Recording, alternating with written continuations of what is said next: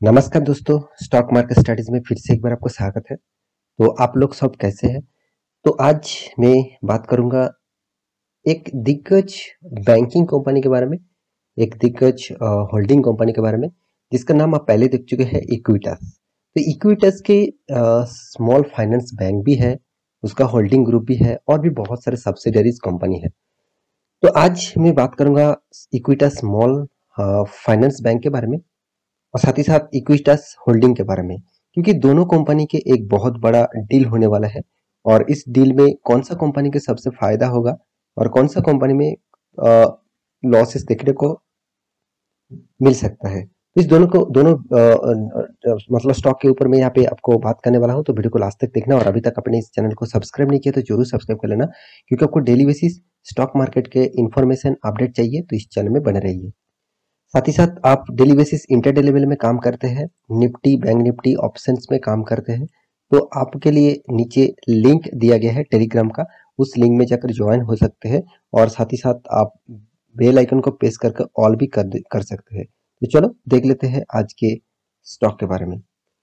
तो सबसे पहले मैं दोनों कंपनी का चार्ट एक पैटर्न एक बार आपको दिखा देता हूँ। देखिए यहाँ पे जो इक्विटास होल्डिंग है वो एक्चुअली मेन मतलब मदर कंपनी है, जो एक मतलब इक्विटास होल्डिंग ही एक मदर कंपनी है, जिसका एक सब्सिडरीज कंपनी कौन है? Equitas small finance bank. इस दोनों कंपनी के बारे में आज बात करूंगा, क्योंकि दोनों कंपनी देखिए, मार्केट जो ओपन हुआ पिछले दिनों में, मैं पिछले दिनों से कंपैरिजन करूं, मार्केट एक गैप अप में जबरदस्त ओपन हुआ, करीबन 4% तक तेजी देखने को मिला, वो भी इक्विटी स्मॉल फाइनेंस बैंक में। और आप इक्विटास होल्डिंग में देखेंगे तो करीबन करीबन देखा जाए तो इसका जो हाई है यहाँ पे भी 4.5% तक, 4.74% तक तेजी देखने को मिला था। उसके बाद छोटा मोटा करेक्शन यहाँ पे देखने को मिला।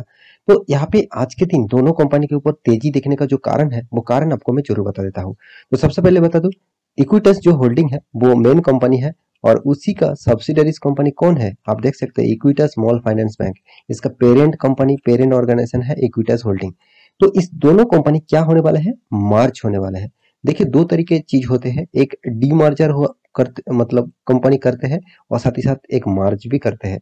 मार्ज मतलब दोनों कंपनी को एक साथ काम करने के लिए दोनों कंपनी एक साथ मार्ज किया जाएगा। मतलब जो इनकम होगा, जो एक्सपेंस होगा और जिस तरीके से काम होगा वो दोनों कंपनी एक साथ करेंगे।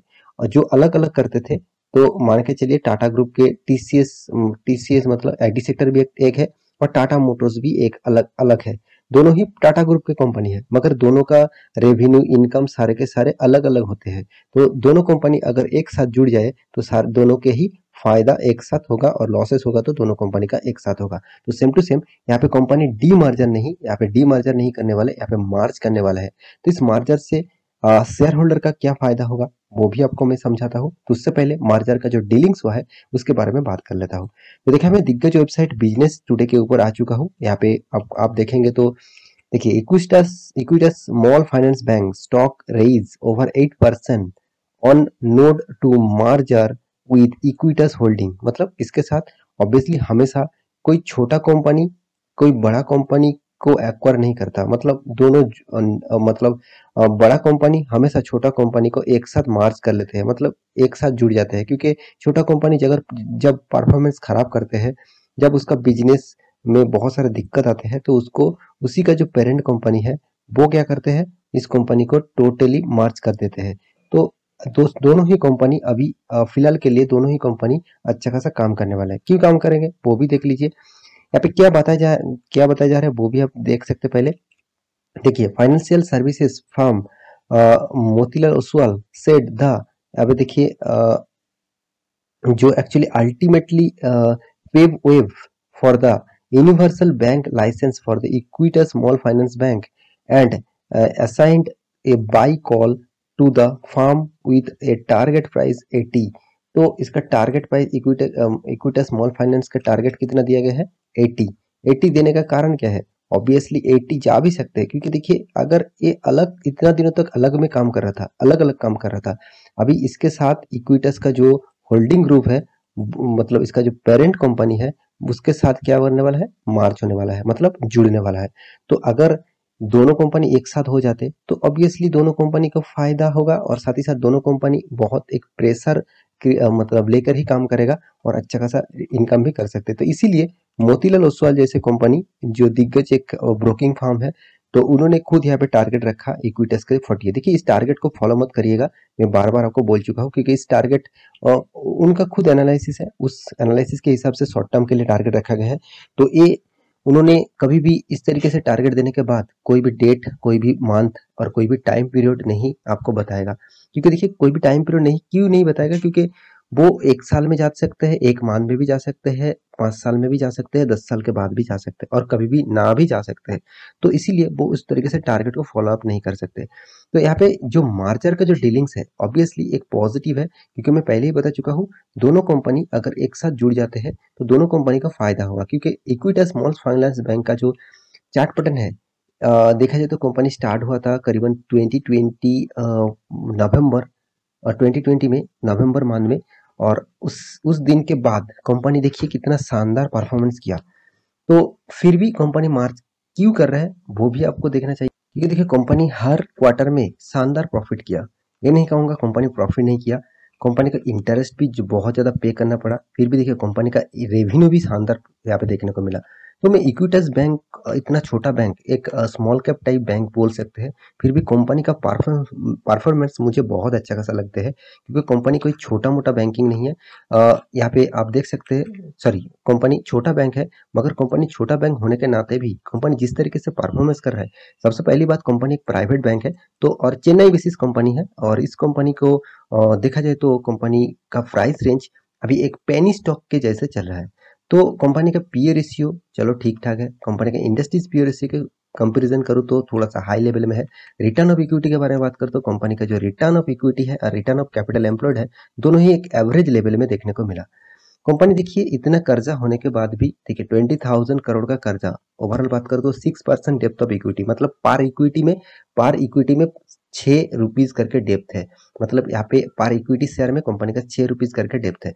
तो एक्चुअली देखा जाए तो कंपनी का पार इक्विटी शेयर का प्राइस कितना है आप खुद ही देख लीजिए। तो इस शेयर के हिसाब से यहाँ पे डेप्थ ऑफ इक्विटी मुझे थोड़ा सा हाई लेवल में लगा। फिर भी देखिए बैंकिंग सेक्टर में अगर कंपनी सारे के सारे इंटरेस्ट पे करने के बाद जो कर्जा लेके रखा है उसको पे करने के बाद हाथ में अगर प्रॉफिट आए और साथ ही साथ हाथ में अगर कैश फ्लो भी रहे, मतलब हाथ में जो कैश है वो भी रहे, तो कंपनी की एक पॉजिटिविटी हमेशा बन जाता है। प्रोमोटर के पास 74% होल्डिंग भी है, और यहाँ पे देखेंगे कंपनी एक छोटा कंपनी है प्राइवेट सेक्टर बैंक के हिसाब से, जितने सारे प्राइवेट लीडर बैंक है आप सभी जानते हैं इस बैंक के बारे में। तो इक्विटस जो है वो अभी देखा जाए तो फिलहाल के लिए बहुत छोटा बैंक है, तो फिर भी देखिए इस कंपनी का जितने सारे प्राइवेट बैंक है उनमें देखा जाए तो कंपेरिजन करूँ तो इसका डेप्थ ऑफ इक्विटी थोड़ा सा कम मुझे नजर आया। तो कंपनी के देखिए साल भर की बात करें तो साल भर में कंपनी अच्छा खासा यहाँ पे प्रॉफिट पहले नहीं करते थे, पहले देखिए कंपनी लॉस में था, 2011 में 12 में कंपनी लॉस में था। उसके बाद 16 से एक्चुअली 12 इस तरीके से पीरियड के अंदर कंपनी स्टार्ट नहीं हुआ, इसलिए उसका डेटा अभी अवेलेबल नहीं है। तो 2016 से देखा जाए तो कंपनी 2016 के बाद 85 करोड़, 100 करोड़, उसके बाद देखिए 18 में 32 करोड़ और 19 में 200 करोड़, कोरोना के सिचुएशन में भी देखिए कंपनी 244 करोड़ का प्रॉफिट किया, और मार्च के एंडिंग में 2021 में 384 करोड़ तक पहुंच चुके हैं। इसका मतलब कंपनी का परफॉर्मेंस जबरदस्त हो रहा है। हाँ, फिलहाल के लिए कंपनी का जो सिनेरियो है, 1 साल में कंपनी अभी तक लॉसेस में है, मगर कंपनी का सेल्स ग्रोथ, प्रॉफिट ग्रोथ अच्छा खासा आपको देखने को मिलेगा। तो कंपनी देखिए इसका जो कॉर्पोरेट एक्शन है इसमें जाऊँ तो अभी तक देखिए कंपनी कोई भी यहाँ पे डिविडेंड नहीं दिया, तो यहाँ पे एक पॉइंट ऐड हो जाएगा। कंपनी मार्च होने वाला है इक्विटस होल्डिंग के ऊपर, इक्विटस जो स्मॉल फाइनेंस बैंक है, तो जितने सारे शेयर होल्डर है उनके लिए फायदा ही होगा, क्योंकि जब मार्च हो जाएगा तो कंपनी शायद आपको एक बोनस के तरीके से कुछ शेयर आपको देगा जरूर, और साथ ही साथ कंपनी मार्च होने से आपका कुछ फर्क नहीं पड़ेगा, आपका जितना प्राइस में खरीदारी है उसी प्राइस रेंज में ही आपको एडजस्टमेंट करके आपका प्राइस रेंज देखने को मिलेगा। तो प्रोमोटर के पास देखिए 81% होल्डिंग है, और एफ के पास देखिए मत देखा जाए 0.74% होल्डिंग, डीएस के पास 12% और पब्लिक के पास 5.1%। तो डीएस जो है वो आप देख सकते हैं कितने सारे इंस्टीट्यूशन मतलब कितने सारे म्यूचुअल फंड कंपनी ज़्यादातर इस कंपनी के ऊपर निवेश करके रखा। तो सबसे ज़्यादा निवेश है एचडीएफसी स्मॉल कैप फंड, सबसे ज़्यादा निवेश करके रखा 3.24%। तो ओवरऑल इस कंपनी के बारे में सिर्फ एक ही कहूँगा, इस कंपनी इसका पेरेंट कंपनी के साथ मतलब जुड़ने जा रहा है। तो इस कंपनी को तो फ्यूचर में अच्छा खासा परफॉर्मेंस जरूर देखने को मिलेगा, क्योंकि जो पेरेंट कंपनी है उसी के साथ जुड़कर काम करेगा, मतलब इस कंपनी में और भी पोटेंशियल बढ़ जाएगा। तो मेरे हिसाब से इस कंपनी के ऊपर जरूर फोकस होना चाहिए। हाँ, एक चीज मैं डिस्क्लेमर जरूर दूंगा, कंपनी एक स्मॉल कैप टाइप कंपनी है, बहुत छोटा इसका मार्केट कैपिटलाइजेशन है। तो इसके हिसाब से आप निवेश करिए, ज्यादा निवेश मत करिएगा। तो ज्यादा निवेश करने से आपको थोड़ा सा यहाँ पे अगर लॉसेस होते हैं तो बहुत प्रेशर आपको क्रिएट हो जाएगा, क्योंकि इस तरीके से कंपनी अचानक 20-30% तक गिरावट भी देखने को मिल जाता है। तो मेरे हिसाब से इस टाइप कंपनी के ऊपर थोड़ा सा स्टडी करिए, उसके बाद निवेश करने के लिए सोचिए। तो आशा करता हूँ सारी जानकारी आपको मिल चुका है। मेरी वीडियो अच्छा लगे तो लाइक करना, दोस्तों के साथ शेयर करना और चैनल को सब्सक्राइब भी करना। मिलते हैं नया स्टॉक लेके, तब तक के लिए अच्छे से रहिए, अपने ख्याल रखिए, बाय बाय।